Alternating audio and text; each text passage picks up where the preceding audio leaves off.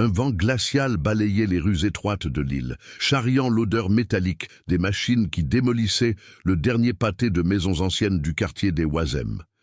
C'était le début de l'automne, et les feuilles jaunies tourbillonnaient autour du chantier bouclé, tandis que des curieux se pressaient derrière le ruban de sécurité.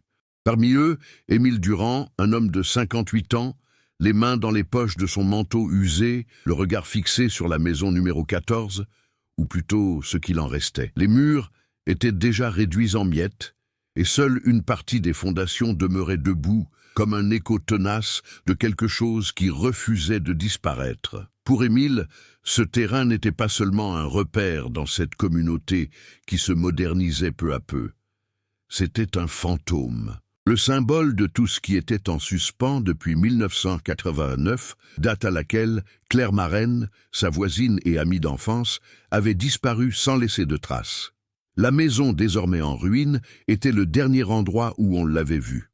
La démolition avait été décidée par le conseil municipal, dans le cadre d'un ambitieux projet de revitalisation. Mais Émile savait que pour beaucoup, ce bâtiment était bien plus qu'une simple vieille bâtisse. C'était une plaie ouverte depuis 35 ans. Ses yeux suivaient le mouvement de la pelleteuse et le poids d'un souvenir douloureux revenait peser sur sa poitrine, non pas comme une simple réflexion silencieuse, mais comme une présence physique et pesante. De l'autre côté de la rue, la commissaire Adèle Roux observait la scène avec la sévérité qui lui avait valu le respect au sein des forces de police locales. Elle était l'opposé d'Émile à presque tous égards, pragmatique, déterminée, et sa réputation reposait sur des résultats, non sur des relations. Elle était là car elle croyait profondément en une chose que beaucoup considéraient comme une superstition ou une coïncidence, la conviction que les démolitions révèlent plus de secrets que d'accidents. Ces dernières années, elle avait rouvert plusieurs dossiers classés grâce à des découvertes inattendues sur d'anciennes propriétés. Et selon elle, cette maison cachait quelque chose. L'antagonisme entre Adèle et Émile n'était pas manifeste ouvertement, mais il transparaissait dans de petites interactions. Il la voyait comme une intruse cherchant à rouvrir des blessures que la communauté préférait oublier. Elle le voyait comme un homme prisonnier du passé, incapable de comprendre qu'il existait peut-être enfin une possibilité de tourner la page. La pelleteuse s'arrêta brusquement en atteignant une couche de terre plus profonde. Le conducteur, un vétéran habitué aux démolitions depuis des décennies, fronça les sourcils et fit signe à l'équipe. Quelque chose de dur avait été touché, pas une partie des fondations, quelque chose de différent. Les gens se penchèrent en avant et Adèle enjamba aussitôt le ruban adhésif, interdisant à quiconque de s'approcher. Émile sentit l'atmosphère changer. Ce n'était pas seulement le temps, c'était l'impression saisissante que quelque chose allait se produire. Il s'approcha instinctivement, ses pas guidés plus par la nécessité que par la raison. Adèle lui lança un regard perçant, mais ne l'arrêta pas. Peut-être parce que, d'une certaine manière, elle savait elle aussi que cela le préoccupait. L'équipe de police scientifique est arrivée rapidement, se dirigeant directement vers l'endroit précis où la machine avait rencontré une résistance. La terre a été soigneusement dégagée et à chaque nouvelle couche exposée, un malaise collectif s'est installé, se lisant d'abord dans les yeux, puis sur le corps. C'est alors que l'un des experts s'arrêta.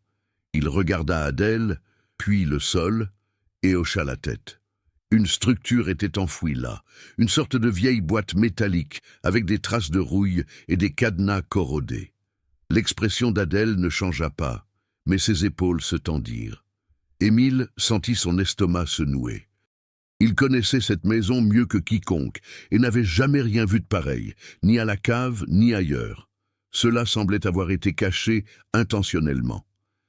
Sans un mot d'explication, juste des gestes rapides, Adèle leur fit signe de faire de la place. Les experts photographièrent les lieux, l'opérateur arrêta la machine. En quelques minutes, la boîte, encore fermée, chargée de sens, fut déposée sur une bâche. Pendant ce temps, quelques habitants s'approchèrent du cordon de sécurité, murmurant des théories, non pas sur des monstres ou des fantômes, mais sur la disparition qui avait marqué toute une génération. Claire avait disparu un dimanche d'été, laissant derrière elle un vélo appuyé contre un mur et une chambre rangée, comme si elle allait revenir d'un instant à l'autre. Mais elle n'est jamais revenue. Quand la boîte fut enfin ouverte, une douce odeur de vieux papier s'en échappa la première, un mélange d'odeur de papier jauni et d'une autre plus étrange, comme venue d'un autre temps. À l'intérieur se trouvaient des documents, de vieilles photographies, des lettres, des coupures de journaux et une cassette audio sans étiquette. Mais ce qui attira l'attention de tous fut un petit objet, enveloppé dans un tissu bleu marine, orné des armoiries d'une école de Lille. Émile reconnut immédiatement le tissu. C'était le foulard que Claire portait le dernier jour où il l'avait vu. Le silence entre Adèle et Émile s'épaissit. Elle voyait dans le mouchoir un indice potentiel. Lui, une douleur jamais vraiment guérie. Chaque geste des experts semblait accentuer le contraste entre eux. Elle avançait, il hésitait, elle cherchait des réponses, il craignait de les trouver. Adèle ordonna alors que les objets soient transportés au siège, mais auparavant, quelque chose au fond de la boîte brillait discrètement. C'était une simple bague avec l'inscription « Pour C, 1989 ». Rien de plus, ni nom complet, ni explication. La présence de cette bague changea l'atmosphère. Ce n'était pas qu'un souvenir, c'était un message. Et ils savaient tous deux que, désormais, il serait impossible d'ignorer ce que cette maison dissimulait. Émile recula d'un pas, non par faiblesse, mais parce qu'il sentait que ce n'était que le début de quelque chose de plus grand. Adèle, en revanche, avança d'un pas, déterminée à ouvrir toutes les portes nécessaires. Le site révélait désormais bien plus que des ruines. Il dévoilait un secret enfoui depuis 35 ans. La salle des archives de la police de Lille était trop froide pour l'automne. Des lampes fluorescentes, suspendues au plafond, diffusaient une lumière presque clinique qui se reflétait sur les surfaces métalliques des tables. C'est là que la commissaire Adèle Roux avait ordonné le classement de tout le contenu de la boîte métallique. Les éléments furent rangés méticuleusement, les photographies par ordre chronologique, les lettres triées par expéditeur, les coupures de presse dans des enveloppes étiquetées et la cassette audio en attente d'analyse technique. Pendant que l'équipe travaillait, Adèle partageait son attention entre les documents et l'activité qui l'entourait. Méthodique, elle ne laissait rien passer. Elle ne s'accordait pas de longues réflexions. Son esprit fonctionnait toujours au rythme des liens et des actions.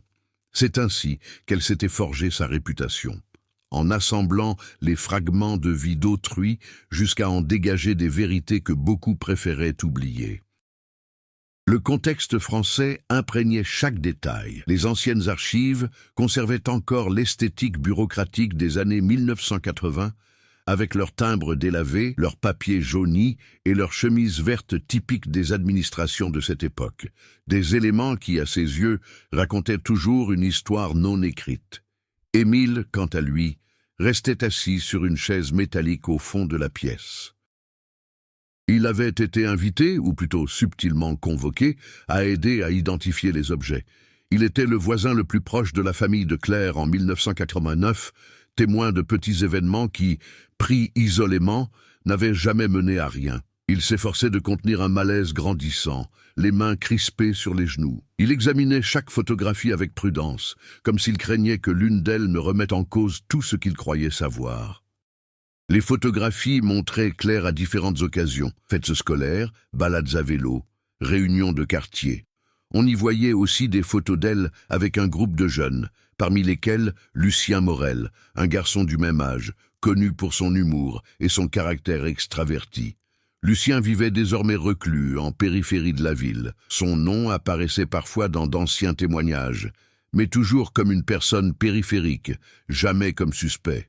Un autre nom qui revenait fréquemment dans les documents était celui de Madame Henriette Marraine, la mère de Claire, une femme à l'expression austère et à la posture imperturbable, même sur les photos de famille.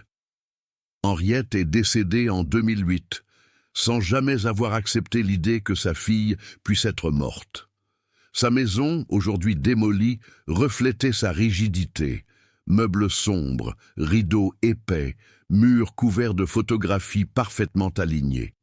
Un contraste saisissant avec la légèreté que Claire dégageait sur ses photos. Adèle examinait chaque objet avec la minutie de quelqu'un qui reconstitue une mosaïque émotionnelle et historique. Elle remarquait de petits détails, l'écriture irrégulière de Claire dans les lettres, le tampon d'un magasin de chaussures du quartier où la jeune fille avait ses habitudes, l'encre bavée sur un article relatant l'ouverture d'un marché associatif en 1987. Chaque détail lui rappelait combien Lille, dans cette décennie, était une ville en pleine mutation, tiraillée entre croissance urbaine et tradition qui résistaient au temps. Entre-temps, Émile reconnaissait des aspects très particuliers du quartier à cette époque.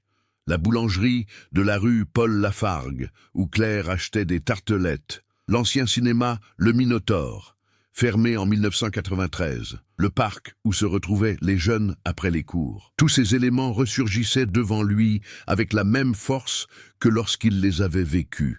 La culture locale imprégnait également les dynamiques entre les personnages. Le silence prudent des habitants, typique de certaines régions françaises où la vie privée est presque sacrée, la réticence à revenir sur d'anciennes affaires par crainte d'être démasqué, le sentiment constant que certains secrets appartiennent autant au quartier qu'à ses rues et à ses places. L'enquête prenait une tournure plus approfondie lorsqu'un des experts découvrit, à l'intérieur de la boîte, une petite enveloppe presque imperceptible. Elle contenait une lettre manuscrite dont le contenu était partiellement effacé par le temps. Quelques mots, cependant, restaient lisibles. « Je ne peux plus garder ça pour moi, elle sait. » Ces quelques mots ont ravivé la tension entre Adèle et Émile. Pour elle, c'était un indice prometteur. Pour lui, le signe qu'une chose bien plus sombre et peut-être familière allait surgir. Un autre élément crucial est apparu lorsque l'équipe technique a présenté les résultats préliminaires de son analyse de la cassette. L'enregistrement était endommagé, mais des fragments étaient audibles. Des voix lointaines, des bruits de pas et une phrase brutalement interrompue, une voix féminine disant « Nous ne devrions pas être ici ». La phrase résonna dans la pièce comme un fragment troublant d'un moment perdu. Adèle se mit aussitôt à explorer les lieux de cette époque qui auraient pu être fréquentés par les jeunes.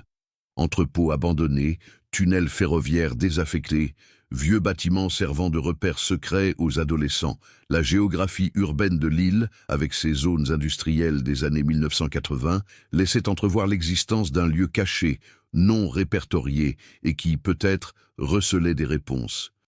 À partir de ce moment, les personnages secondaires commencèrent à prendre de l'importance. Lucien, de par sa proximité avec Claire, les experts, dont les découvertes influencèrent le cours de l'enquête, d'anciens voisins, certains vivant encore dans le quartier, d'autres difficiles à retrouver. Chacun apporta une complexité différente, avec ses propres motivations. Protéger la mémoire de Claire, préserver la paix de la communauté, éviter les scandales, ou simplement aller de l'avant sans remuer le passé.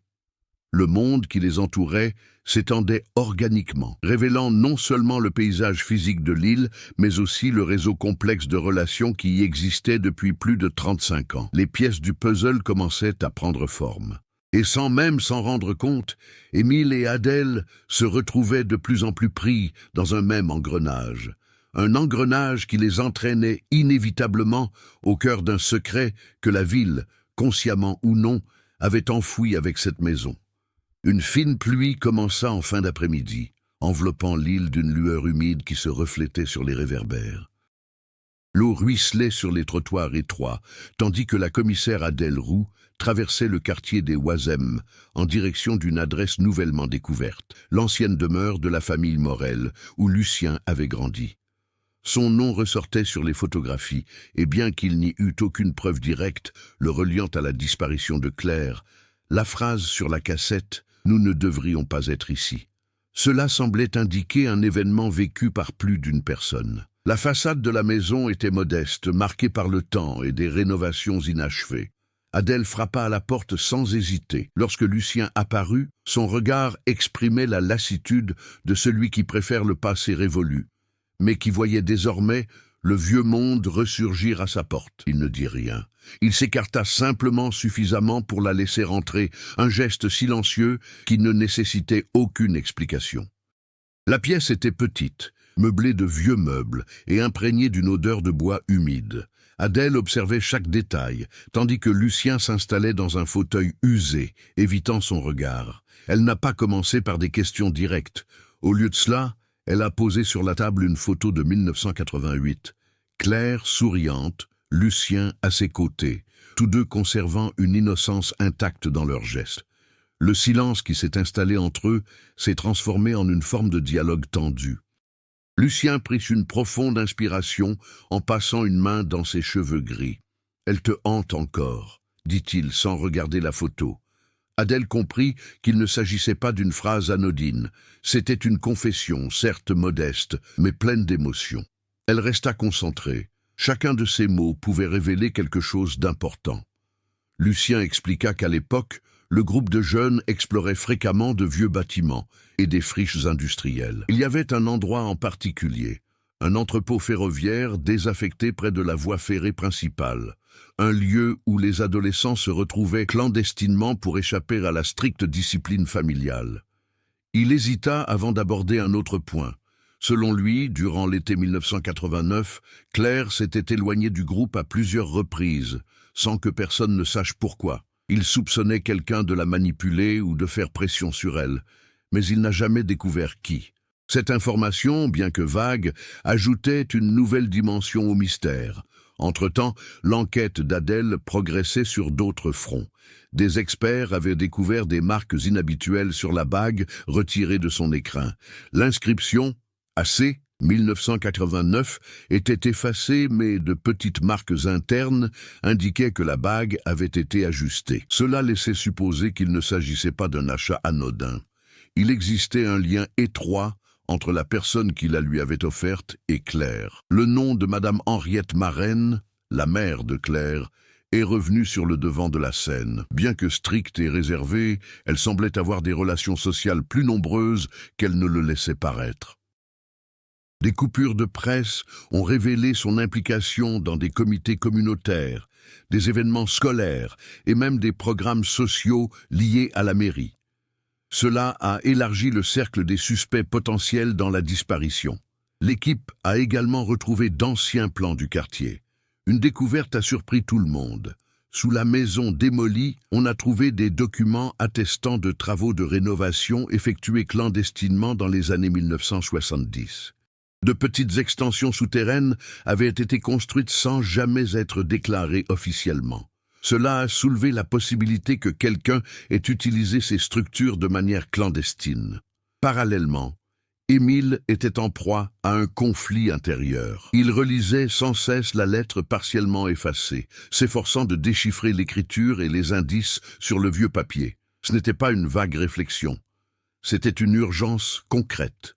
Il se demandait qui avait bien pu l'écrire, et plus douloureux encore, à qui. Certains habitants commencèrent à lui parler. Ceux qui avaient auparavant évité le sujet le recherchaient désormais discrètement. Une voisine âgée raconta avoir vu Henriette se disputer avec un inconnu quelques semaines avant sa disparition.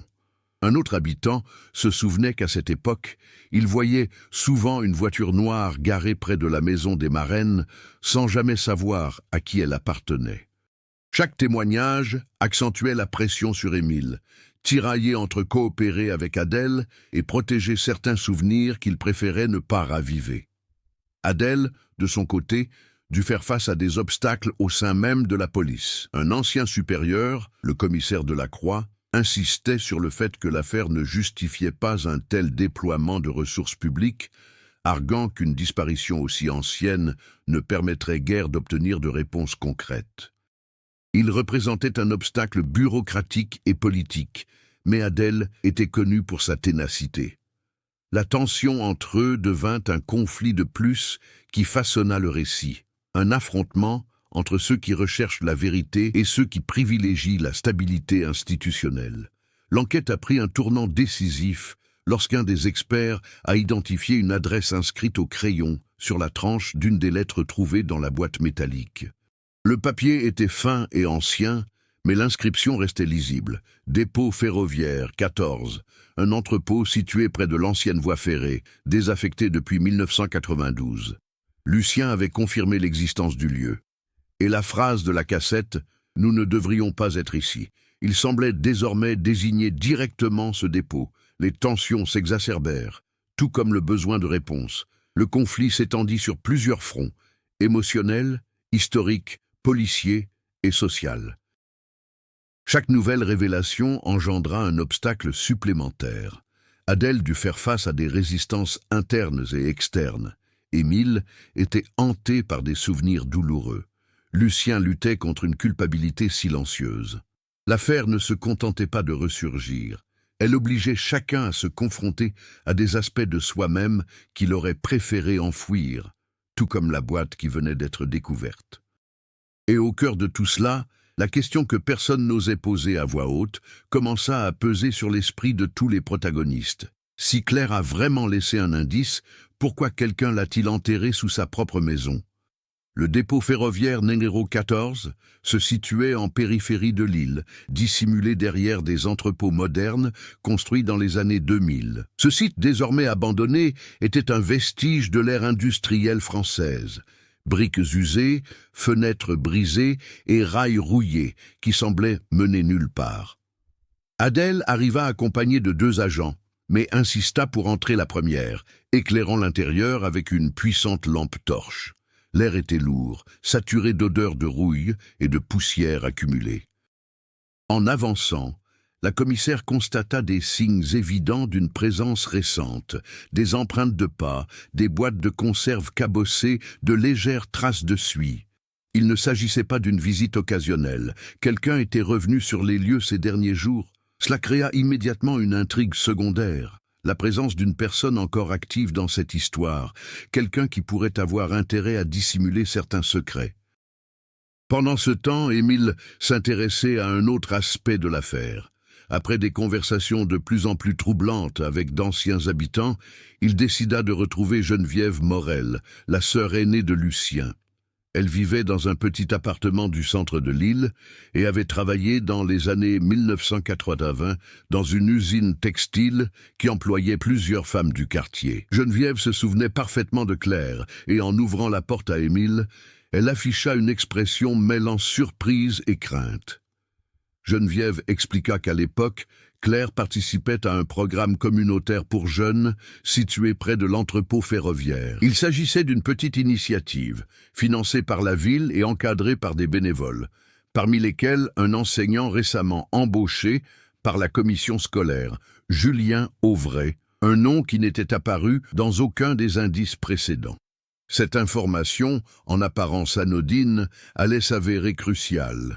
Julien était en contact fréquent avec des adolescents du quartier, mais n'avait jamais été impliqué dans les témoignages précédents. Une disparition, une maison aux structures dissimulées, et maintenant un bénévole oublié, l'intrigue secondaire qui se rattache à l'essentiel de l'enquête. Adèle, toujours dans le débarras, découvrit un élément qui semblait compléter la piste explorée par Émile. Près d'un mur latéral se trouvait un panneau de fortune en planche, dissimulant une petite ouverture. Derrière, une pièce étroite, probablement utilisée comme débarras depuis des décennies. Ce qui surprenait, ce n'était pas l'espace lui-même, mais les objets qui s'y trouvaient, des bouteilles en verre vides, des emballages alimentaires et des cendres fraîches. L'impression était claire, quelqu'un utilisait l'endroit comme refuge temporaire, peut-être pour surveiller l'enquête ou pour brûler des documents compromettants. La pression du temps commençait à se faire sentir. Si quelqu'un impliqué dans la disparition de Claire était actif et surveillait le moindre mouvement de la police, la moindre négligence risquait de compromettre les conclusions de l'enquête. Adèle sentit le rythme du récit s'accélérer. Moins de dialogue, plus d'action. Elle ordonna une surveillance complète du périmètre et rassembla tous les objets trouvés. Parallèlement, une autre intrigue se développait, une résistance politique au sein même de la police. Le commissaire Delacroix insistait sur le fait que l'enquête allait trop loin. Il convoqua Adèle à une réunion d'urgence, arguant que les ressources devaient être consacrées aux affaires en cours. La tension entre eux atteignit son paroxysme lorsqu'Adèle l'accusa subtilement de craindre ce que l'affaire pourrait révéler sur des personnalités importantes de l'île dans les années 1980. Delacroix ne répondit pas directement, mais sa rigidité laissait transparaître qu'il avait lui aussi quelque chose à protéger. Pendant ce temps, Émile tentait de gérer une nouvelle émotion. En fouillant dans ses souvenirs, il retrouva un vieux carnet rangé dans une boîte au grenier. Parmi des notes éparses figurait un petit pense-bête daté de juillet 1989. « Emmène Claire au dépôt, demande-lui ce qu'elle a découvert. » L'écriture était la sienne. Le souvenir, en revanche, avait été effacé. Cela le plongea dans un conflit encore plus profond. Pourquoi interroger Claire sur une découverte? De quelle conversation s'agissait-il? Le monologue intérieur d'Émile ne se manifestait pas par une introspection prolongée. C'était une tension physique. Il respirait rapidement, arpentait la pièce, tentant de reconstituer des pensées perdues. Il comprenait maintenant qu'il n'était pas un simple observateur du passé. Il y était bien plus impliqué qu'il ne l'avait imaginé. Dans l'entrepôt, l'équipe d'Adèle découvrit un élément qui renforçait encore l'interconnexion des intrigues secondaires. Une petite boîte contenant de vieilles cassettes audio, toutes sans étiquette. La quantité était trop importante pour être une coïncidence. Il s'agissait de disques et quelqu'un avait tenté d'en détruire certains. De retour au département, Adèle comprit que l'énigme avait pris une nouvelle tournure. Les intrigues secondaires, l'activité récente à l'entrepôt, le professeur disparu des archives, les résistances internes au sein de la police, les souvenirs fragmentés d'Émile et la présence d'une personne qui continuait d'observer étaient entremêlés, formant une toile complexe. Plus rien ne semblait isolé, et surtout, le sentiment d'urgence s'intensifiait. Tous les éléments convergeaient vers un seul fait. Quelqu'un luttait contre la montre pour empêcher que la vérité sur 1989 n'éclate enfin au grand jour. Le laboratoire audio de la police se trouvait dans une aile isolée du bâtiment, loin du flux principal d'agents. Les murs, recouverts de mousse acoustique, étouffaient les bruits extérieurs, créant une atmosphère tendue de silence imposé. Ce matin-là, Adèle s'y rendit d'un pas assuré. L'analyse des bandes trouvées dans l'entrepôt ferroviaire était enfin terminée, et elle avait le pressentiment, presque physique, qu'un élément décisif allait en découler. Le technicien en charge, un homme méticuleux nommé Romain Lefebvre, ajusta le casque et lui tira une chaise. Les fichiers étaient fragmentés, mais certaines parties avaient pu être récupérées. Il appuya sur lecture et le son emplit la pièce de grésillements, d'interférences, et au milieu de ce bruit, une voix féminine reconnaissable. « Era Claire, il ne faut pas jouer avec ça », dit-il en haletant, comme s'il était à bout de souffle. Puis une autre voix, masculine, plus âgée, ferme, répondit quelque chose d'inaudible. Mais le ton ne laissait aucun doute sur l'autorité qui se cachait derrière cette voix. C'était quelqu'un que Claire craignait. L'enregistrement se poursuivit par des pas rapides, un bruit sourd, puis le silence. Adèle ne bougea pas. Son visage demeura impassible, mais le rythme rapide de sa respiration trahissait la tempête intérieure qui la tourmentait. Elle demanda à écouter à nouveau, et cette fois, elle prêta attention aux nuances. La réverbération ambiante évoquait des murs de briques. Le bref écho suggérait un espace clos, peut-être souterrain. Et la voix masculine, il y avait quelque chose de familier dans ce timbre. L'enregistrement terminé, Romain hésita avant de passer une autre cassette. Celle-ci ne contenait que quelques secondes récupérées. Le reste avait été brûlé ou endommagé. L'audio commença par un bruit blanc, puis une phrase presque murmurée. « Il est trop tard, Claire ». Le silence qui suivit fut absolu. L'esprit d'Adèle réagit instinctivement. Quelqu'un d'influent, une connaissance, quelqu'un qui n'aurait pas dû se trouver dans cette situation. Ses premiers suspects lui vinrent immédiatement à l'esprit. Des enseignants, des bénévoles, des personnes du quartier. Mais un détail précis attira son attention, un nom oublié dans les registres scolaires, Julien Auvray, le bénévole du programme communautaire. La piste devenait de plus en plus visible. Pendant ce temps, à l'autre bout de la ville, Émile relisait son vieux carnet dans son petit appartement. La découverte de ce rappel de 1989 continuait de le hanter. Il ressentait un besoin impérieux de comprendre et cette urgence le poussa à une décision impulsive, retourner à l'emplacement exact de l'ancienne cave de Claire, désormais un chantier de démolition. Il franchit le ruban de sécurité au crépuscule, la lumière dorée se reflétant sur les décombres. Le chantier était silencieux.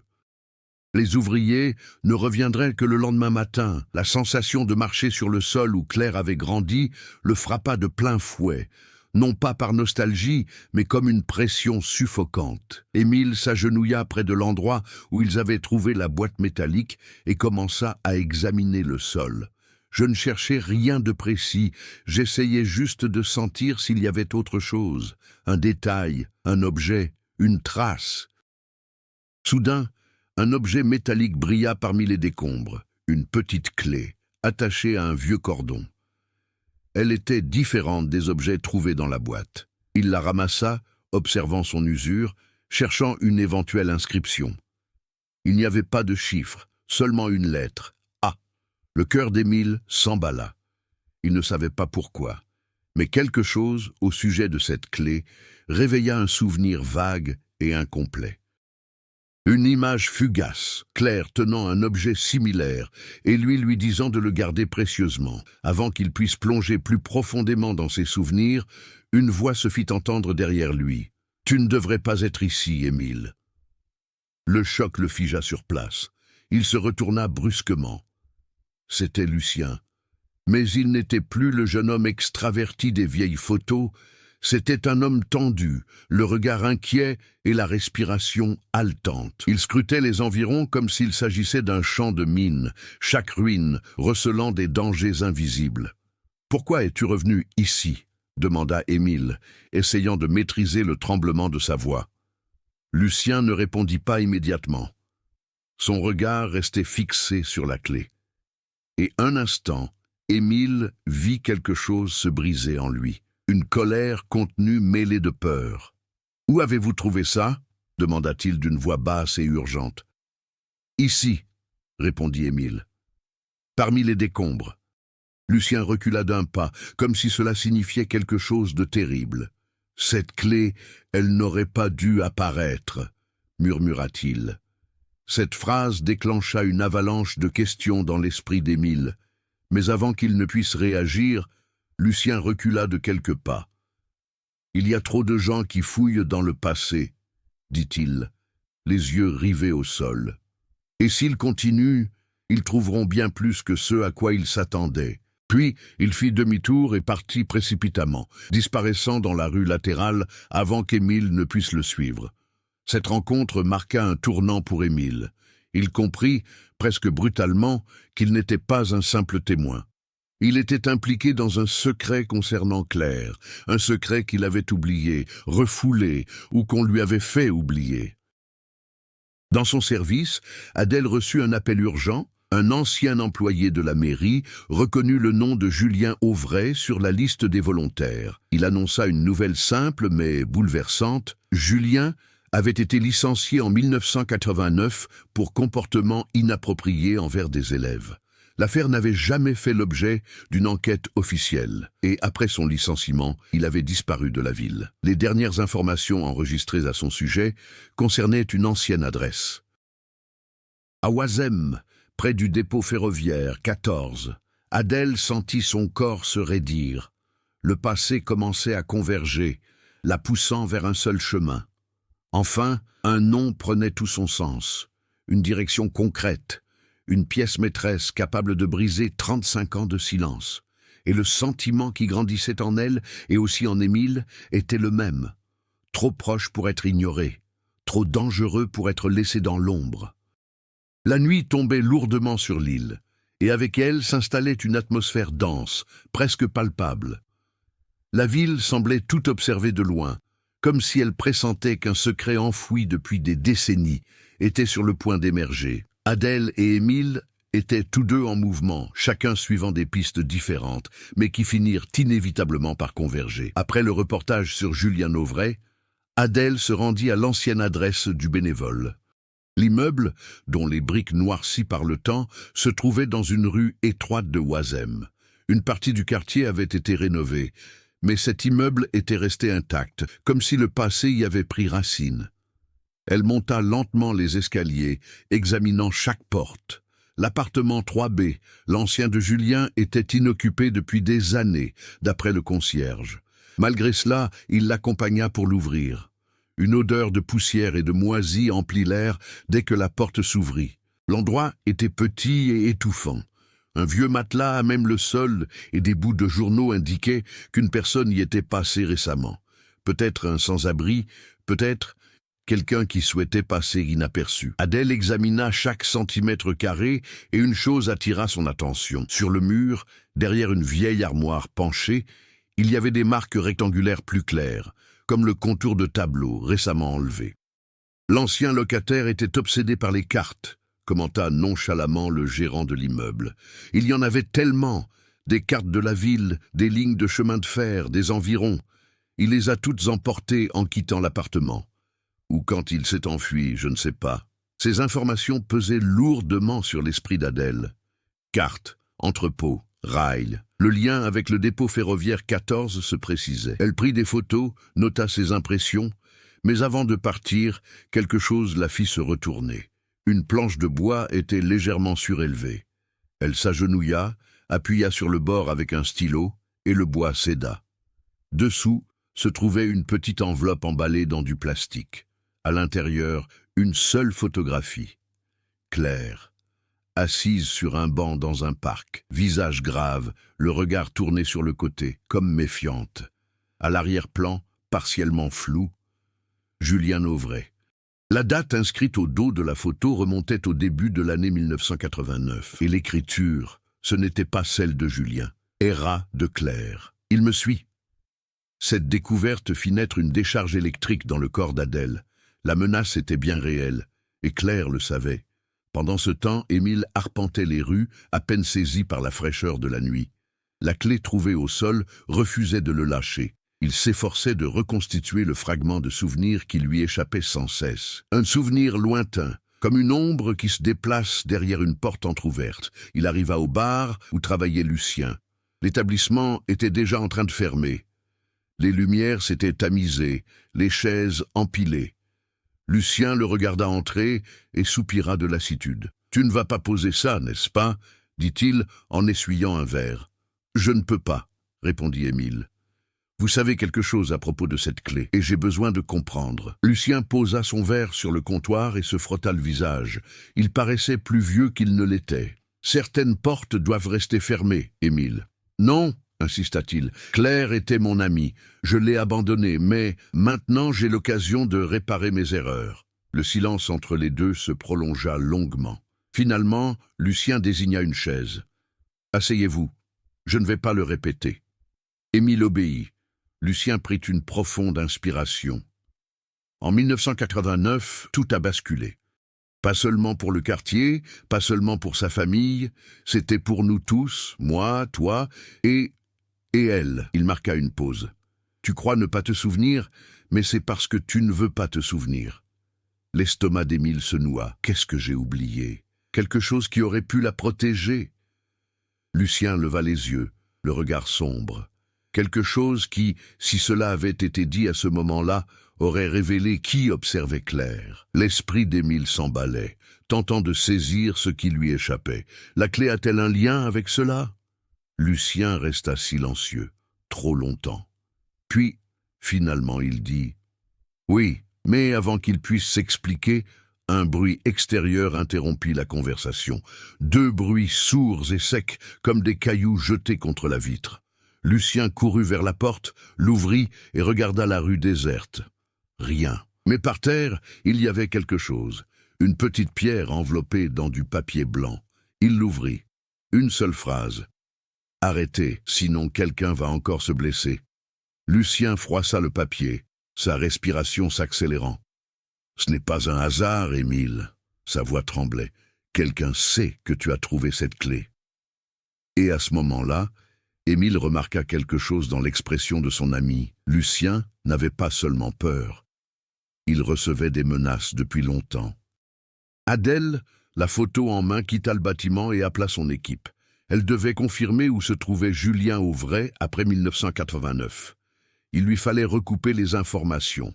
Emploi du temps, plainte, dossier scolaire, tout. L'urgence se faisait de plus en plus pressante. Au même moment, elle reçut une notification sur son téléphone portable. Émile avait laissé un court message. « Il faut qu'on parle, de toute urgence. Je ne suis pas seul dans ce cas. » Ce qu'il n'a pas dit, mais qu'Adèle ressentirait dans les battements de son propre cœur, c'était le poids implicite. L'enquête n'était plus seulement une vieille affaire.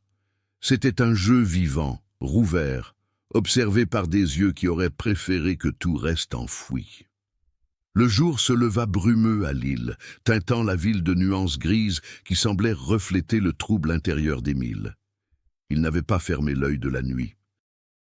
Il avait passé la nuit assis à sa petite table de cuisine, les yeux rivés sur la clé posée sur le plan de travail, comme si le métal usé pouvait, à lui seul, faire ressurgir des souvenirs perdus. À présent, avec le mot menaçant laissé au bar de Lucien, l'urgence avait pris une autre forme. Le passé ne se contentait plus de frapper à la porte. Il l'ouvrait brutalement. Après la menace, Lucien insista pour qu'Émile parte avant le retour de l'agresseur, quel qu'il soit. À présent, marchant dans les rues encore silencieuses, Émile sentait un poids différent peser sur ses épaules.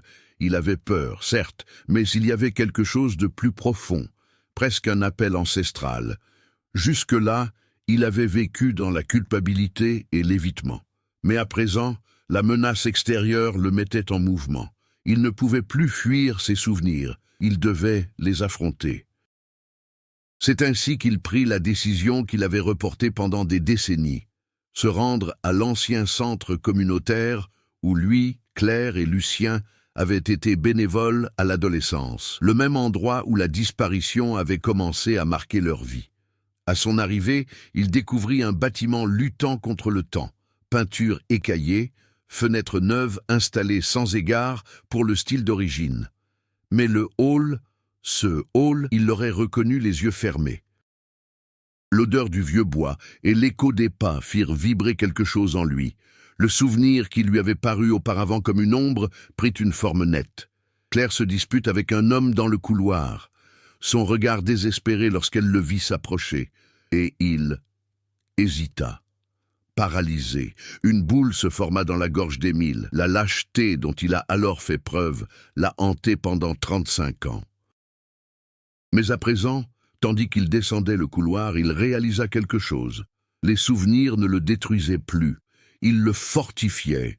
S'il les avait fuis auparavant, il s'en approchait désormais, tremblant même intérieurement. Et cela, en soi, constituait un changement profond. Adèle n'arrivait pas à dormir non plus.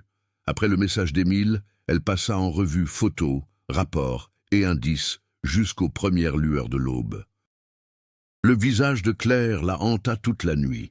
Jeune, pleine de vie, avec un regard qui trahissait méfiance et peur, mais aussi détermination. L'enquête prenait une tournure plus complexe qu'elle ne l'avait imaginée. Il ne s'agissait pas seulement de la disparition d'une jeune femme.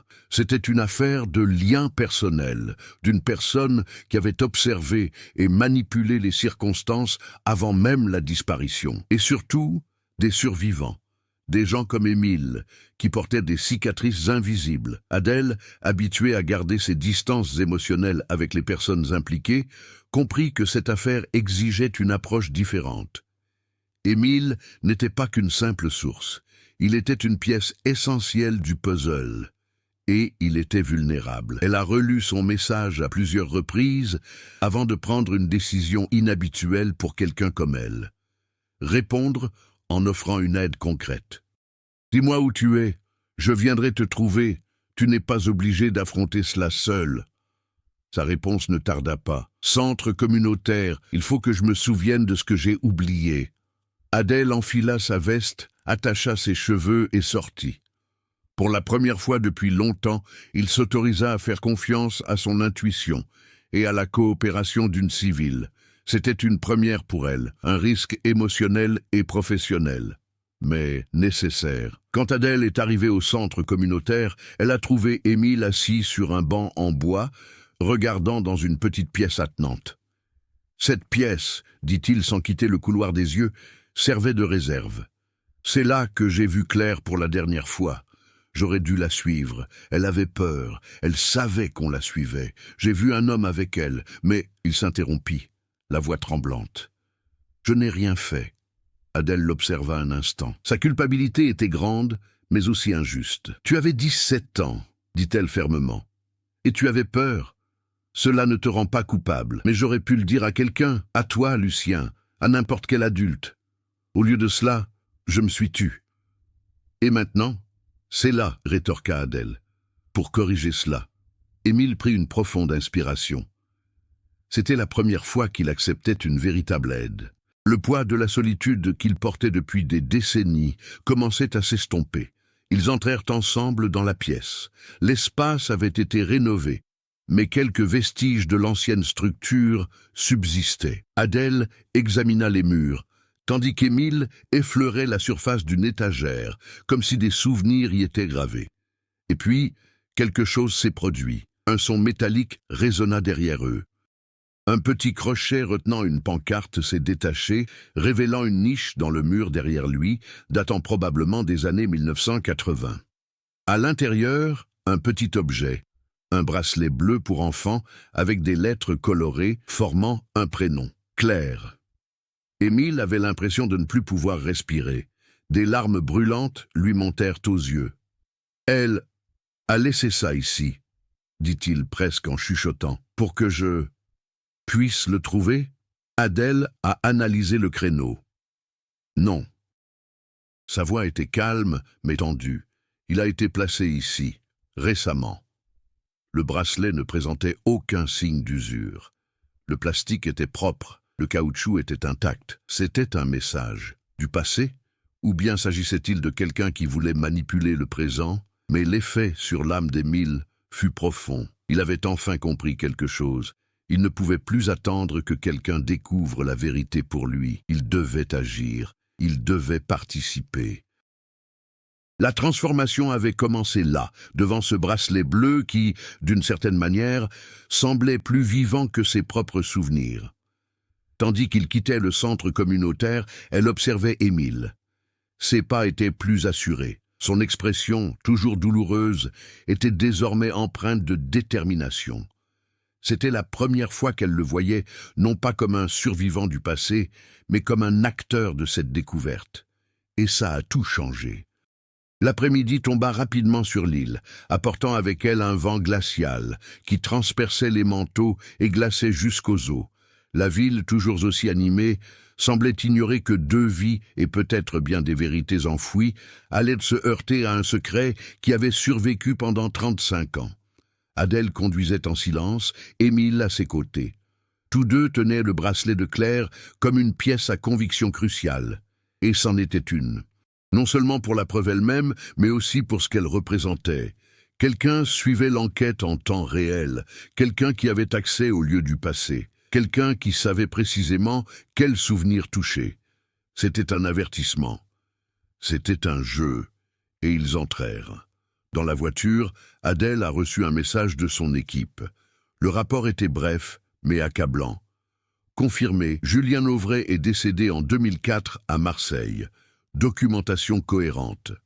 Aucune possibilité qu'il soit impliqué actuellement. Elle n'a rien dit tout de suite. Elle l'a relu 3 fois. La mort de Julien a tout changé. Le homme, la personne figurant sur la photo avec Claire, ne peut absolument pas être son harceleur actuel. Mais quelqu'un, en 2024, a voulu faire croire à Émile et Adèle que c'était Julien, ou quelqu'un qui connaissait intimement les détails de l'affaire, des détails qui n'ont jamais été divulgués. Adèle a partagé l'information avec Émile. En l'apprenant, il a pâli. Si Julien est mort, alors qui nous suit? Quelqu'un qui a accès à ce qui s'est passé, dit Adèle en serrant le volant. Quelqu'un d'assez proche pour connaître les cartes, les habitudes, la relation entre vous trois. Émile regarda par la fenêtre, comme s'il cherchait des réponses dans le mouvement des rues. Et puis, il sembla avoir une idée. Adèle, tu as dit entre vous trois, et s'il n'y en avait pas que 3? Et si... Il déglutit difficilement. Et s'il y avait quelqu'un d'autre que nous n'avions jamais remarqué? Adèle s'attendait précisément à cette évolution de sa part. C'était un signe évident que sa confiance en lui s'éveillait. Il commençait à penser non plus comme quelqu'un paralysé par le passé, mais comme quelqu'un capable de le déchiffrer. « Qui ?» demanda-t-elle. Émile ferma les yeux, essayant de tirer sur des fils qu'il avait auparavant ignorés. Des volontaires allaient et venaient, mais il y en avait un. Il ne parlait pas beaucoup, il arrivait toujours en retard, grand, pâle, il restait à l'arrière. Je ne me souviens plus de son nom. Te souviens-tu du visage? Pas tout à fait, mais je me souviens, il essaya de se le représenter. Il regardait beaucoup Claire, pas comme Julien, d'une autre manière, comme si il attendait quelque chose. Adèle plissa brièvement les yeux. Un nom commença à lui venir à l'esprit. Celui d'une personne dont elle avait lu le dossier au début de l'enquête, mais qu'elle avait jugé sans importance. Le gardien suppléant du centre communautaire en 1989, présent depuis seulement 3 mois, jamais enquêté. Victor Morel. Elle prit une profonde inspiration. « Nous franchirons ce cap, dit-il, aujourd'hui. » Mais avant qu'il ne puisse continuer, le téléphone portable d'Émile vibra. Il regarda. Il a gelé. C'était une photo envoyée depuis un numéro inconnu. La photo montrait la façade de la maison d'Émile ce matin-là, alors qu'il partait rejoindre Adèle. La légende était simple. « Tu as 35 ans de retard. Ne sois plus jamais en retard. » La menace, désormais explicite, durcit les expressions de leurs 2 visages. Les intrigues secondaires, auparavant dispersées, sont désormais entremêlées en un seul point focal. Quelqu'un observait chacun de leurs mouvements. Quelqu'un qui ne voulait pas que la vérité soit révélée. Et quelqu'un qui était prêt à agir. Avant de prendre le plus grand risque, Adèle a pris des décisions rapides, comme celle de restreindre le champ de l'enquête avant la chute. Le lien avec Julien a été rompu. Il s'agissait d'une fausse piste, utilisée par quelqu'un pour manipuler les faits. Lucien a été placé sous une protection policière discrète après avoir fourni des informations complémentaires. Claire avait signalé être suivie par un homme que personne ne semblait remarquer. Le centre communautaire a fait l'objet d'une inspection officielle et la niche du bracelet a été analysée. Résultats préliminaires, empreintes digitales incompatibles avec celles d'Émile, d'Adèle ou des employés actuels. Autrement dit, quelqu'un était passé par là très récemment. Ces intrigues secondaires résolues, le chemin vers le dénouement se rétrécissait, les menant tous deux à la vérité. Il faisait déjà nuit quand Adèle a reçu un nouveau rapport. Le nom Victor Morel réapparaît dans d'anciens documents. Il a disparu en 1990, dit-elle en regardant Émile, peu de temps après la disparition de Claire. Et personne ne l'a cherché, elle a tout simplement démissionné. Après ça, elle a disparu de la circulation. Émile prit une profonde inspiration, ressentant un mélange de peur et de détermination. Donc c'est lui. Voyons voir, répondit Adèle. Mais il faut faire attention. Il a déjà prouvé qu'il a toujours une longueur d'avance. Ils se garèrent devant un vieil atelier de mécanique abandonné depuis des années. Une adresse récemment découverte, liée à Morel. L'endroit semblait oublié du temps, mais la serrure était trop propre. Quelqu'un était passé par là, récemment. Adèle regarda Émile. « Quoi que nous trouvions, êtes-vous prêt ?» Cette fois, il n'a pas hésité. « Oui, je ne vais plus m'enfuir. » C'était le prélude parfait au point culminant. La porte de l'atelier grinça lorsqu'Adèle la poussa, et l'intérieur sombre s'ouvrit devant elle comme la bouche d'un secret sur le point d'être révélé. L'atelier du mécanicien semblait respirer les ténèbres. Lorsqu'Adèle et Émile y entrèrent, une odeur de vieux métal, de poussière et une légère odeur chimique emplirent l'air. La porte grinça en se refermant derrière eux, étouffant les bruits lointains de la rue. À l'intérieur, seul un faible rectangle de lumière filtrait à travers une fenêtre brisée, illuminant des particules en suspension dans l'air, comme si le lieu lui-même s'éveillait d'un profond sommeil. Adèle leva sa lampe torche. La lumière perça l'obscurité et révéla un couloir étroit, où pendaient des outils crasseux, et où s'empilaient des caisses. Tout semblait abandonné, mais trop bien organisé pour avoir été oublié. Quelqu'un a utilisé cet endroit. Émile sentit son cœur s'emballer. Ses pas résonnaient, et chaque écho semblait répondre à un rythme qui n'était pas le sien. Il regarda le vieux fauteuil dans le coin, la bouteille d'eau fraîchement ouverte, le manteau qui y était accroché. Tout indiquait une présence récente. « Il était là », dit Émile dans un murmure qui parut plus fort qu'il ne l'avait voulu.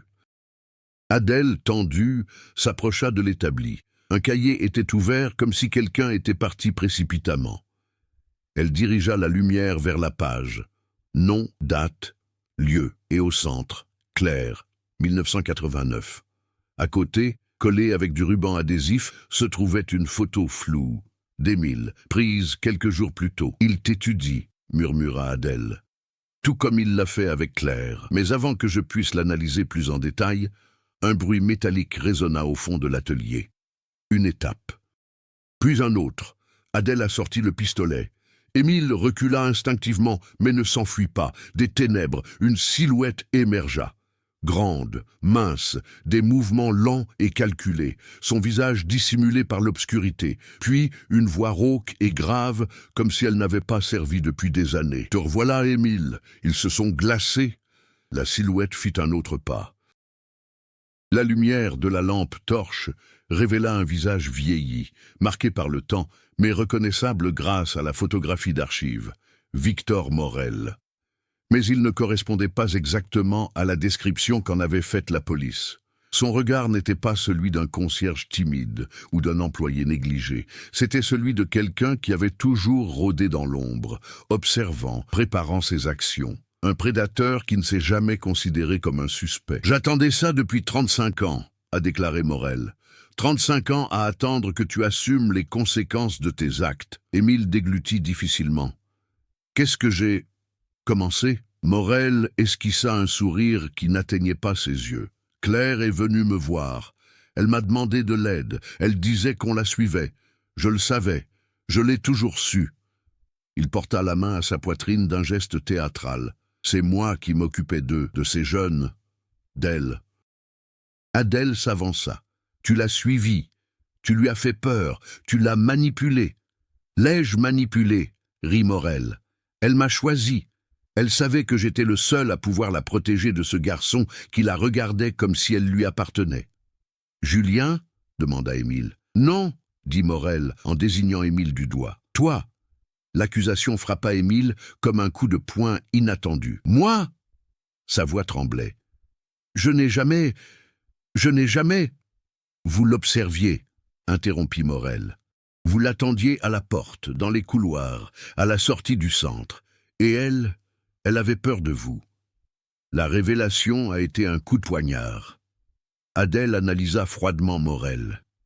Il y avait quelque chose de louche dans ce récit. Elle le voyait dans l'éclat obsessionnel de ses yeux. C'était un esprit manipulateur qui façonnait les versions pour les adapter à son obsession. « Tu mens, dit-elle. Tu essaies de le briser, comme tu l'as fait avec elle. » L'expression de Morel changea. Un malaise soudain, presque enfantin. « Claire me faisait confiance, murmura-t-il, plus pour lui-même que pour les autres. J'étais tout pour elle. » Adèle s'avança. « As-tu mis le bracelet au centre communautaire ?» Morel ne répondit pas. Son silence valait réponse. Émile finit par trouver sa voix, malgré les tremblements. « Qu'est-ce que tu lui as fait ?» Morel inclina la tête, comme s'il avait répété cette réponse pendant des décennies. « Je l'ai protégé de toi, et du monde.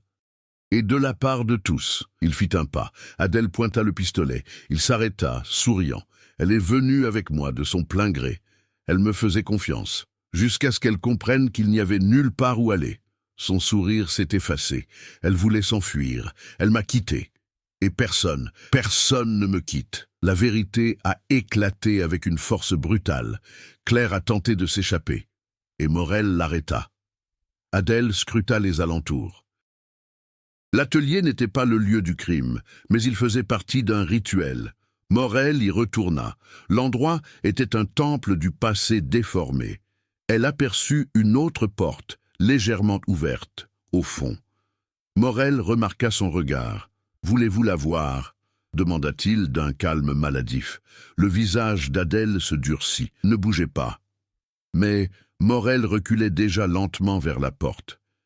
Émile sentit tout son corps se mettre en alerte. Quelque chose en lui, resté en sommeil pendant 35 ans, s'éveilla avec une fureur et une lucidité implacables. Il se lança à la poursuite de Morel avant qu'Adèle ne puisse l'arrêter. La porte s'ouvrit.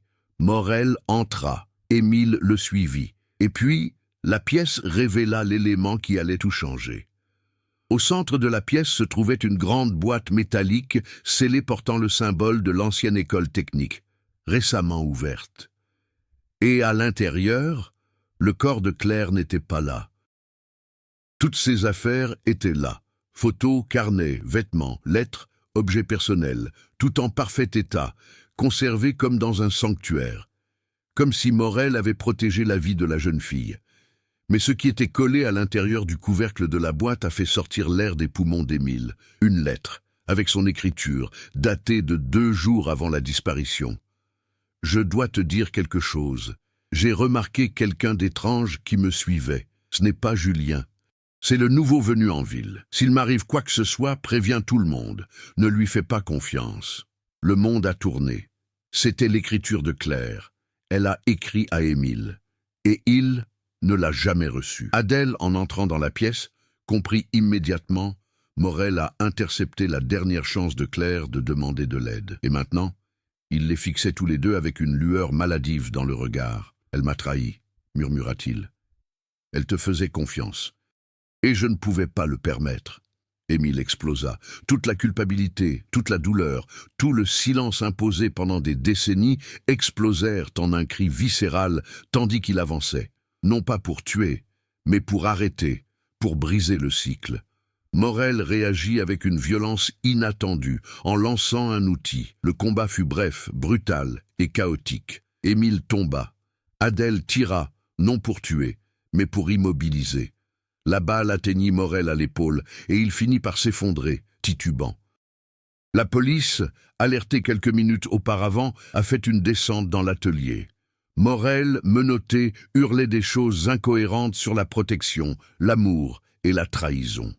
Finalement, Émile se leva, respirant bruyamment, mais avec quelque chose qu'il n'avait pas ressenti depuis 35 ans, un vrai soulagement, et Adèle vit en lui la transformation complète.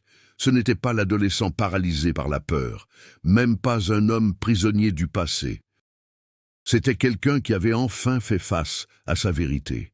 Après le départ de Morel, le silence retomba dans l'atelier. Seul l'écho lointain des voitures qui s'éloignaient emplissait l'espace qui, quelques minutes auparavant, avait été le théâtre d'un choc resté enfoui pendant 35 ans.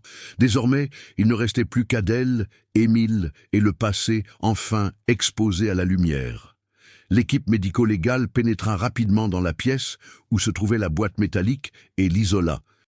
Pour la police, c'était un refuge psychiatrique, la preuve d'une obsession soigneusement entretenue pendant des décennies. Pour Émile, cependant, c'était différent. C'était le tombeau symbolique de l'histoire de Claire, non pas la sienne, mais celle de ce qu'elle avait vécu avant de disparaître. Pendant que les techniciens travaillaient, Adèle appela Émile qui était à l'atelier. L'air nocturne était froid, mais étonnamment léger. Pour la première fois, il respira profondément, sans ressentir le poids écrasant de la culpabilité. « Tu as fait ce qu'il fallait, » dit Adèle, en le regardant attentivement. « Tu as affronté le passé, tu n'as pas fui.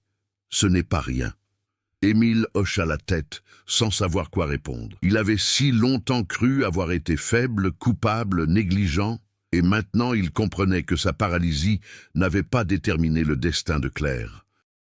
Quelqu'un rôdait dans l'ombre depuis longtemps, quelqu'un prêt à contrôler chacun de ses mouvements. La lettre, il passa une main dans ses cheveux. Si je l'avais vue, peut-être...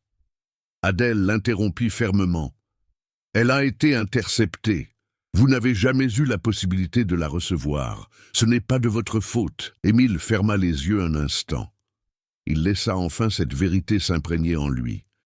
Et lorsqu'il les rouvrit, il y avait quelque chose de différent, une tranquillité résignée, mais authentique. La police confirma que Morel serait interrogé officiellement le lendemain matin. Adèle savait que ses aveux seraient décousus, peut-être incohérents, mais suffisants pour clore l'affaire. Les preuves trouvées dans l'atelier levèrent tout doute. Il avait suivi Claire, il l'avait isolée, et lorsqu'il avait perdu le contrôle du récit, il avait tout détruit. « Que va-t-il se passer maintenant ?» demanda Émile à voix basse. « Maintenant, tu vas te reposer, dit Adèle, et nous allons faire en sorte qu'elle obtienne justice. » C'était une promesse simple, mais pleine de sens. Dans les jours qui suivirent, l'affaire fit discrètement la une des journaux. La ville réagit avec un choc contenu, comme c'est souvent le cas pour les affaires criminelles anciennes, un mélange d'incrédulité et de curiosité. Mais pour Émile, rien de tout cela n'avait d'importance. Il se rendit sur le lieu de la démolition de la maison de Claire. Il resta un moment assis, simplement au bord de la clôture, à contempler le vide qui régnait désormais en ce lieu. Un vide qui, d'une certaine manière, reflétait l'espace qu'elle avait laissé dans la vie de tant de personnes. Mais ce jour-là, il n'a pas pleuré. Ce n'était plus nécessaire. Il prit le bracelet qui avait été trouvé sur lui, désormais dûment enregistré comme preuve, mais qui lui avait été temporairement remis après le premier interrogatoire, et l'examina entre ses doigts. « Tu as essayé de me prévenir, » murmura-t-il, « et maintenant j'ai entendu. » Lorsqu'il se releva, il se sentit plus léger. Le passé ne le hantait plus, c'était enfin terminé. Adèle, observant la scène à distance, remarqua le changement. Elle avait vu de nombreux cas où les survivants étaient anéantis par la vérité. Mais dans celui-ci, d'une manière ou d'une autre, quelque chose de rare avait émergé. La reconstruction. Et elle savait que ce n'était pas le genre de fin que la vie offrait toujours. Cependant, il avait proposé, 6 mois plus tard. Le printemps était arrivé à Lille, apportant avec lui le doux parfum des fleurs fraîchement écloses et des rues plus animées. La ville, jadis théâtre de souvenirs figés, semblait désormais respirer à un autre rythme, un rythme en accord avec cette nouvelle étape de la vie d'Émile. Il traversa lentement le parc, où il avait l'habitude de se promener avec Claire, adolescent. Ces endroits lui faisaient autrefois mal, mais plus maintenant. Aujourd'hui, ce n'étaient plus que des souvenirs, non plus des blessures. Il avait passé des mois en thérapie, non pas pour effacer le passé, mais parce qu'il avait enfin l'espace nécessaire pour le comprendre. Justice avait donc été rendue. Victor Morel allait être jugé. Les preuves étaient solides, et ses aveux, bien qu'incohérents, avaient été décisifs. Après 35 ans, le nom de Claire n'était plus qu'un triste murmure.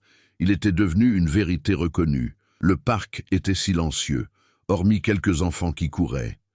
Émile les observa un instant, puis ouvrit le livre qu'il tenait entre les mains. À l'intérieur, entre les pages, se trouvait la photo qu'Adèle lui avait donnée après leur rupture. Une vieille photo d'eux trois, Claire, Julien et lui. Il rit. Si jeune, il semblait invincible. Il passa le doigt le long du bord de l'image, sans tristesse, uniquement de la gratitude. « Merci », murmura-t-il. Elle rangea la photo et continua de marcher.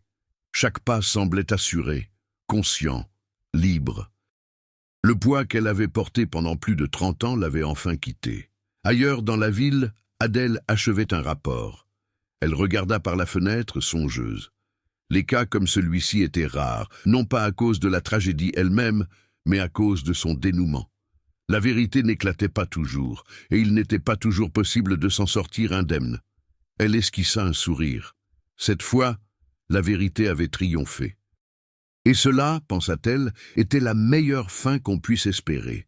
À Lille, la démolition d'une maison fait ressurgir un secret enfoui depuis 35 ans. La vérité sur la disparition de Claire Deveau, disparue sans explication en 1989. Émile, son ami d'enfance, se retrouve plongé dans le passé lorsqu'un bracelet que Claire portait autrefois réapparaît dans un compartiment caché découvert sous les décombres. L'inspectrice Adèle Lambert prend l'affaire en charge et, ensemble, ils retracent une piste qui n'aurait jamais dû être rouverte. Mais quelqu'un observe chacun de vos pas, quelqu'un qui connaît les lieux, les souvenirs et les silences, quelqu'un qui n'a jamais laissé le passé mourir. Que cachait cette maison? Qui a fait taire Claire? Et pourquoi cette personne est-elle revenue maintenant? Le temps a donné vie à ce qui devait être dit. Désormais, plus rien ne peut arrêter la vérité. La rue Jules-Henri Lefebvre à Lille n'avait jamais été particulièrement charmante. Une rangée de maisons jumelées des années 60, des façades grises, des portails délabrés et des habitants qui se saluaient sans se regarder. Or, en 2024, pour la première fois depuis des décennies, quelque chose a attiré l'attention. Le terrain vague où se dressait jusqu'à la semaine dernière l'ancienne maison numéro 38. Le bruit des machines s'était tu, ne laissant derrière lui que poussière en suspension et une odeur humide de terre retournée. Quiconque s'arrêterait devant le site pourrait croire que rien ne subsistait du passé qui avait habité cette maison. Mais quelque chose subsistait, et c'est précisément ce qu'Émile Laurent constatait, les bras croisés et la mâchoire crispée. La maison avait été le théâtre d'une disparition qui avait marqué sa jeunesse. Claire Deveau, 17 ans. Voisine, amie presque plus, disparue sans explication en 1989. Presque personne n'en parlait, presque personne ne posait de questions, presque personne ne voulait se souvenir. Mais Émile se souvint. Je m'en souvenais comme si c'était arrivé hier.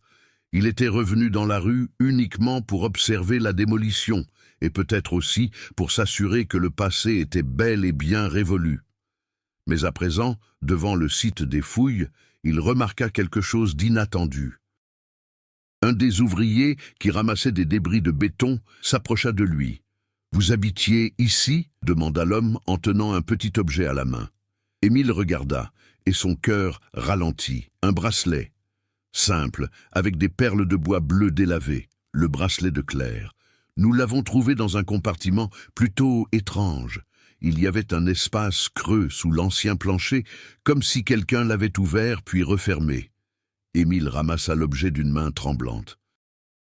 Il n'avait pas revu ce bracelet depuis la dernière nuit où Claire avait été aperçue. Rien de bon n'a jamais émergé lorsque le passé a décidé de ressurgir. Il remercia l'ouvrier, mit le bracelet dans sa poche et se dirigea vers sa voiture. Le vent froid du nord de la France lui fouettait le visage, mais le véritable malaise venait de l'intérieur. 35 ans. Quelque chose était resté caché dans cette maison tout ce temps. Et maintenant, pour une raison inconnue, il était revenu. Une fois dans la voiture, il prit une profonde inspiration. Et avant de partir, il scruta une dernière fois les environs. C'est alors qu'il a vu quelque chose d'encore plus inquiétant. Dans le coin gauche de l'œuvre, une surface de béton brisée laissait apparaître un compartiment clos par de vieilles planches encore démontées, plus petit qu'une pièce, plus grand qu'un placard, caché, délibérément dissimulé. Un frisson lui parcourut l'échine. C'était peut-être juste un vieil entrepôt ou une zone de maintenance, mais Émile savait que ce n'était pas le cas. Il savait pourquoi. Car si cela avait existé en 1989, Claire n'y serait jamais allée seule. Quelqu'un l'a emmenée, quelqu'un l'a cachée, quelqu'un l'a fait taire, et peut-être qu'il était encore là. Le bracelet se retrouva entre les mains de la police quelques heures plus tard. Émile ne voulait pas revivre cette scène, mais il n'avait pas le choix. Il s'entretint donc avec la chercheuse Adèle Lambert, une professionnelle réputée pour sa froideur, son efficacité et son aversion pour les détours. « Prétendez-vous avoir reconnu l'objet » demanda-t-elle. « Je ne dis pas ça, je sais. C'était à elle. » Adèle examina l'objet qui se trouvait dans une enveloppe en plastique. « Et pourquoi n'en avez-vous jamais parlé auparavant » demanda-t-il en haussant un sourcil. Émile prit une profonde inspiration. Parce que cela n'avait jamais été publié auparavant. Si cela avait été publié en 1989, j'aurais peut-être eu des réponses.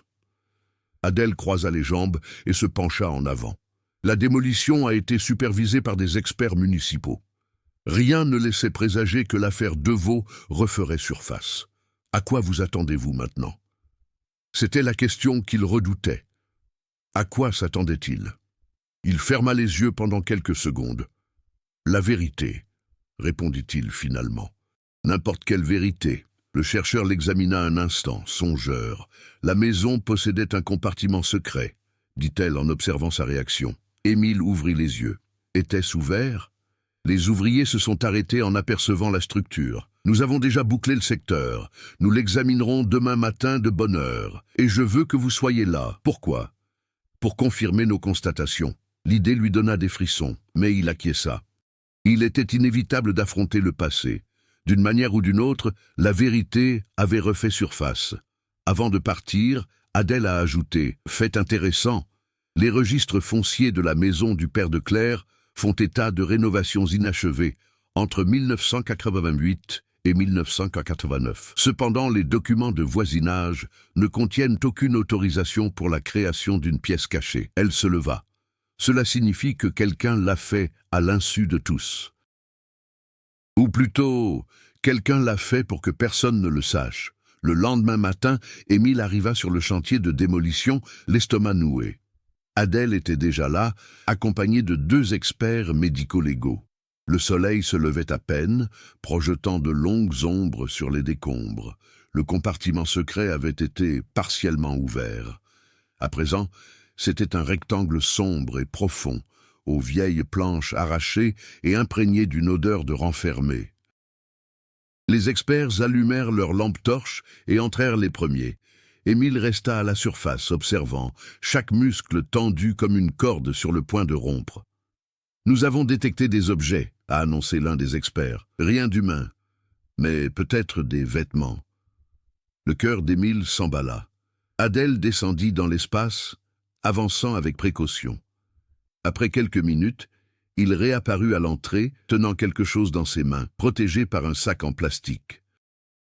C'était un petit manteau bleu, le manteau que Claire portait le jour de sa disparition. Émile sentit ses jambes flancher. « Elle était là », murmura-t-il. Mais Adèle secoua la tête. « Pas forcément. Rien n'indique qu'elle soit morte ici. Le manteau était plié, rangé, comme si quelqu'un l'avait posé là intentionnellement, et non pas jeté là par hasard. Et cela signifie que quelqu'un s'est donné la peine de lui cacher des choses. Quelqu'un qui savait que la démolition finirait par tout révéler, ou, Adèle hésita, quelqu'un qui savait que l'affaire ne serait jamais résolue sans un indice. Un deuxième expert a fait une autre découverte, une vieille enveloppe, nommée Émile. Cette vision le frappa comme un coup de poing. Un frisson lui parcourut les membres. Sa bouche s'assécha. « Il venait te chercher », murmura Adèle. « Ou alors quelqu'un voulait que tu trouves ça. » L'expert tendit l'enveloppe à l'enquêteur, qui l'ouvrit avec précaution. À l'intérieur se trouvait une simple feuille de papier sur laquelle était inscrite une courte phrase écrite à la hâte. Ce n'était pas lui. En 1989, le principal suspect était le père de Claire, Henri Deveau, un homme au tempérament explosif, connu pour ses disputes incessantes avec sa fille. Mais aucune preuve n'a jamais été trouvée. Or, ce message disait « ce n'était pas lui ». Mais qui l'a écrit? Claire? Ou quelqu'un qui savait ce qui s'était passé? Adèle ramassa soigneusement la lettre. « Comprenez-vous le sens de ceci ?»« Je comprends, » dit Émile d'une voix ferme. « Quelqu'un a essayé d'innocenter le père de Claire. Ou alors quelqu'un a essayé de faire porter le chapeau à quelqu'un d'autre, » a corrigé l'enquêteur. Émile ne répondit pas. Son esprit s'emballait, cherchant à comprendre. L'enveloppe lui était adressée. L'écriture lui semblait familière. Mais il n'en était pas certain. Soudain, l'un des experts s'est exclamé « Il y a des marques dans le béton, comme de vieilles rayures, des rayures, dans un endroit caché. » La même sensation oppressa de nouveau la poitrine d'Émile. « Il faut tout examiner », a déclaré Adèle. « Et il faut passer en revue tous ceux qui ont été impliqués en 1989. » Émile savait ce que cela signifiait. Il devrait s'entretenir avec Alain Morel, la meilleure amie de Claire. La dernière personne à l'avoir vue vivante, et il était le seul à toujours éviter de parler à la police. Alain Morel vivait désormais dans un village près de Dunkerque. Il accueillit Adèle et Émile à contre-cœur, sans toutefois paraître surpris. « Alors, ils ont trouvé quelque chose, » murmura-t-il. « Nous avons retrouvé le manteau de Claire, » dit aussitôt Émile, « et un message. » Alain empâlit. Quel genre de message? Ce n'était pas lui. OMS? Alain détourna le regard. « Je ne sais pas. C'est un mensonge. C'était évident. » Adèle s'approcha. « Vous étiez la dernière personne à l'avoir vu. Vous avez déclaré à l'époque l'avoir laissé près de la place à 19 heures. Mais votre déclaration comportait des incohérences. » Alain soupira, vaincu. « Oui, j'ai menti, mais pas par méchanceté. La vérité, c'est que je ne voulais pas impliquer davantage de personnes. Qui sont ces gens ?» Émile fit un demi-pas en avant. Elle devait rencontrer quelqu'un ce soir-là. Émile resta immobile. OMS, Alain hésita pendant plusieurs longues secondes avant de finalement dire « Elle allait te rencontrer, Émile. » Le monde semblait figé. « C'est un mensonge », rétorqua-t-il, choqué. « Je n'ai jamais organisé de rencontre avec elle ce jour-là. » Alain secoua la tête. « Elle me l'a dit. Elle a dit qu'elle avait besoin de te parler. Elle a dit qu'elle avait découvert quelque chose à propos de son père et de quelqu'un du quartier, qu'elle avait peur. » « Tu n'es pas allé la voir ? » ?»« Non, je n'ai jamais su. L'enquête avait bouclé la boucle. Si Claire croyait qu'Émile la retrouverait, pourquoi n'a-t-il jamais reçu le message? Qui l'a intercepté? Qui a effacé les traces? Adèle a tout noté avec une rapidité impressionnante. « Tu étais au courant et tu ne nous l'as jamais dit ?» demanda-t-elle à Alain. « Je pensais qu'elle avait fugué. Qu'elle était partie à la recherche de sa mère biologique. Il y avait des rumeurs. Je ne voulais faire de mal à personne. » Adèle a conclu son témoignage froidement. « Vous serez convoqués à nouveau. » Ils sont partis. Dans la voiture, Émile tremblait. Claire voulait le retrouver. Elle savait quelque chose. Et quelqu'un a empêché cette rencontre. Mais qui? Les jours suivants furent mouvementés. Les médias s'emparèrent de l'affaire. La police analysa chaque millimètre du compartiment caché. Aucune trace humaine, aucun indice clair de crime. Mais alors, un expert a fait une découverte inattendue. Les planches du compartiment avaient deux types de clous. Quelques vieux modèles, d'autres, plus modernes, ont été ajoutés des années plus tard. Autrement dit, quelqu'un est retourné à la maison longtemps après la disparition. Pour mettre le bracelet, pour cacher le manteau, pour laisser un message ou effacer quelque chose d'encore pire. Adèle a appelé Émile pour faire le point sur les nouvelles découvertes. « Cette histoire est l'œuvre de plusieurs personnes, » dit-elle. « Quelqu'un a créé la chambre, une autre personne a laissé le manteau, une autre encore a laissé le message. Ou bien la même personne est revenue plusieurs fois, » suggéra Émile. « Oui, mais pourquoi ?» La réponse était sous nos yeux. Enterré, presque à la surface. La découverte décisive a eu lieu lorsqu'un expert a trouvé un bouton métallique parmi les fragments de bois. Apparemment sans importance. Mais Adèle a reconnu le symbole. Il s'agit d'un uniforme scolaire de l'époque, de l'école Saint-Jacques.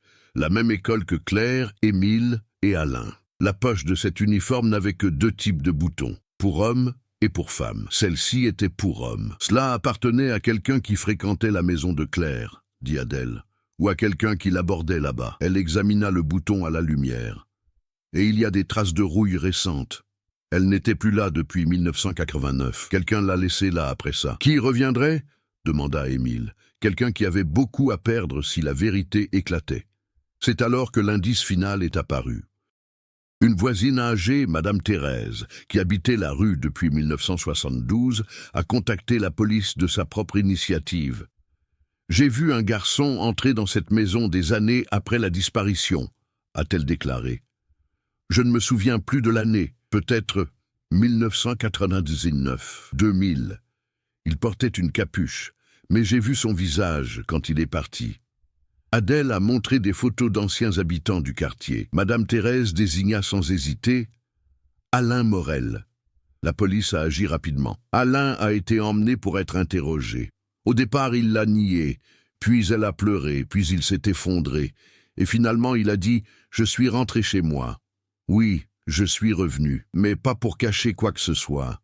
Je suis revenu pour essayer d'oublier ce que j'ai fait. » Le silence se fit dans la pièce. Adèle a gardé sa voix sous contrôle. « Qu'est-ce que tu as fait ?» Alain respirait difficilement. « J'ai vu qui a emmené Claire cette nuit-là. » Émile sentit le sol se dérober sous ses pieds. « Pourquoi ne me l'as-tu jamais dit ?» cria-t-il. « Parce que personne ne le croirait, parce que j'étais là aussi, et je n'aurais pas dû y être. » Adèle s'approcha. Qui était-ce? Alain le fixa, les yeux dévastés.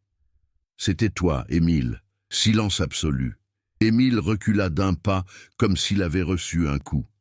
C'est impossible, murmura-t-il. Je ne l'ai jamais emmené nulle part. Je ne dis pas que tu l'as fait exprès, murmura Alain. Tu ne te souviens pas. Tu étais ivre. La fête. Le chaos. Tu es parti avant tout le monde. Elle est partie après toi. C'est un mensonge, s'écria Émile. Mais les éclairs sont revenus. À une fête. Alcool bon marché. La dispute avec le père. La sensation d'obscurité. Mémoire. 35 ans enfouis derrière un traumatisme oublié. Adèle prit une profonde inspiration. Alain, terminé. Je vous ai suivi. Je vous ai vu vous disputer. Il t'a poussé. Tu es tombé. Elle a essayé de te relever. Vous êtes rentré dans la maison. La porte s'est refermée et, quand j'ai enfin pu entrer, vous n'étiez plus dans le salon. J'ai cru que vous étiez partis ensemble. Le visage d'Alain se crispa. Je jure que je les croyais en sécurité, jusqu'à sa disparition. Émile tremblait. Je ne lui ferai jamais rien. Je sais, dit Adèle, mais quelqu'un le savait, et il s'est servi de toi comme diversion. Alain hocha la tête. Son père est arrivé peu après. Il était furieux. Je l'ai vu entrer. Il a été la dernière personne que j'ai vue franchir le seuil de cette maison ce soir-là. Adèle se viroupara Émile. Vous comprenez maintenant? Émile porta sa main à son visage. Non, ce n'est pas possible. Adèle a ajouté. Claire était au courant des violences de son père. Elle savait qu'il avait découvert quelque chose d'horrible concernant quelqu'un du quartier. Peut-être allait-elle tout révéler. Peut-être essayait-elle de te protéger. Peut-être se trouvait-elle au mauvais endroit. La mauvaise personne l'a vue et l'a réduite au silence. Et qui était-ce? Murmura Émile. Adèle prit une profonde inspiration. Le bouton de l'uniforme, cela venait de quelqu'un qui fréquentait la maison. Quelqu'un que Claire craignait. Quelqu'un qui vous considérait comme un rival. Elle a sorti une photo. Ton frère, Victor, Émile se figea. Vainqueur. Ton frère aîné. Le chouchou de la famille. Le jeune homme exemplaire. Cet adulte respectable est désormais directeur d'une chaîne de supermarchés. Il était à la fête ce soir-là. Il était proche de la famille Deveau. Il était jaloux. Il avait accès à la maison. Et il était dans la ville en 1999. Et en 2000, et pendant toutes ces années où quelqu'un a trafiqué le compartiment secret, Adèle a conclu, il s'est servi de vous comme diversion, il a fait de son père un bouc émissaire, il a enterré des objets, il est revenu des années plus tard pour modifier les indices. Peut-être était-il sur le point d'avouer, peut-être craignait-il d'être découvert, mais le fait est que cette maison a été visitée par lui pendant des décennies. Où est-il maintenant? Demanda Émile. Sa voix presque méconnaissable. Adèle a répondu. Il s'est évadé ce matin, quelques heures avant l'émission du mandat d'arrêt. La nouvelle l'a frappé comme un coup de poignard. Il savait que l'enquête finirait par le coincer, conclut Adèle. Et le plus troublant, on a retrouvé ses empreintes digitales sur le parquet, des empreintes récentes. Son frère s'était rendu dans cette maison 2 semaines avant la démolition. Émile ressentit un vide. Victor y était allé, avant même le premier coup de masse, comme s'il savait que tout finirait par être révélé. Adèle posa sa main sur son épaule. La vérité a mis 35 ans à se faire jour, Émile, mais elle est là. Il ferma les yeux. Et pour la première fois depuis des décennies, elle a pleuré. L'été était arrivé à Lille, les rues étaient calmes. Émile traversait en silence le nouveau parc où se dressait jadis la maison des Deveau. Les arbres fraîchement plantés semblaient trop fragiles pour supporter de si lourds souvenirs. Victor n'a jamais été retrouvé, mais il avait laissé suffisamment de preuves pour rouvrir l'affaire et finalement disculper Henri Deveau, décédé en 2015. Émile a déposé le bracelet de Claire à côté d'une petite plaque commémorative installée par la mairie. « Je regrette de ne pas l'avoir vu plus tôt, » murmura-t-il. Adèle apparut derrière lui. « Tu as fait ce que tu as pu, » a-t-elle dit. « Maintenant, toute la ville connaît la vérité. » Il essuya ses larmes. « Pas tous. » Elle fronça les sourcils. Il ouvrit la main. Au centre, des experts ont découvert une seconde note, mais elle n'a jamais été diffusée. Une phrase courte. Il reviendra. Les yeux d'Adèle s'écarquillèrent. « Quand avez-vous trouvé cela ?»« Au fond du compartiment, dit-il d'une voix ferme, dans un trou qui n'a pas été répertorié. Cela change tout, murmura-t-elle. Émile mit le billet dans sa poche. Ça ne change rien, ça ne fait que le confirmer. Confirmer quoi? Mon frère n'a pas encore fini. Et il traversa le parc, laissant Adèle dans un silence absolu. Le passé n'était pas terminé, cela venait à peine de recommencer.